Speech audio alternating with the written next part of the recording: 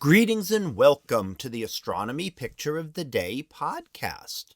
Today's picture is titled Comet R3 PanSTARRS Brightens. So what do we see here? Well, here we see the comet known as R3, or more formally known as C2025 R3 PanSTARRS.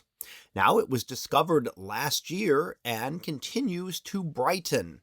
And currently it's visible with camera shots or with binoculars or a telescope, not quite visible to the unaided eye yet. However, it is brightening, and it is going to make its closest approach or perihelion to the sun on April 19th, and will pass closest to Earth a few days later on April 25th. Now, the combination of those two things are what makes a comet the brightest. When it's closest to Earth, it's going to be brighter because it happens to be closer to Earth.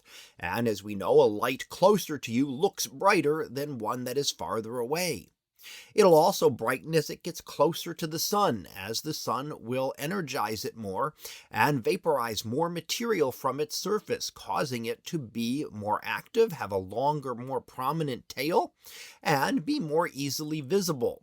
And in fact, in the image here, we can see that long tail stretching back from the head of the comet. Now, this image taken in Switzerland just a couple of days ago, but it is going to be visible in the morning sky this next week. Now, the big question would be how bright it's going to get. Will it be visible without the aid of another device? Or will it require a camera or a telescope to be able to see? And comets are very unpredictable. It is not something we could say with any certainty as to how bright it gets. We can use past patterns, but every comet is different.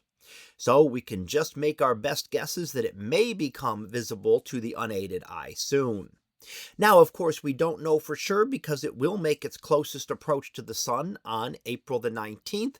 And as we saw recently with Comet A1 maps, that was the end of that comet. It went too close to the sun and was completely torn apart by the tidal forces of the sun, by the heat of the sun, and when it came out the other side, it was just vaporized, and we could just see the dust dispersing out into space.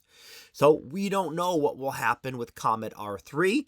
The same thing could happen if it's too close to the sun and it is not as solid of an object as we might think. Or it may survive that passage and become even brighter. And that's something we cannot say right now. We will not really know until after it happens. Will it disintegrate?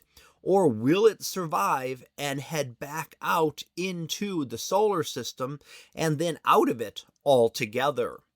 So that was our picture of the day, titled Comet R3 PanSTARRS Brightens.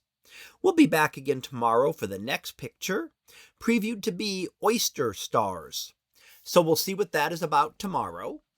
And until then, have a great day, everyone, and I will see you in class.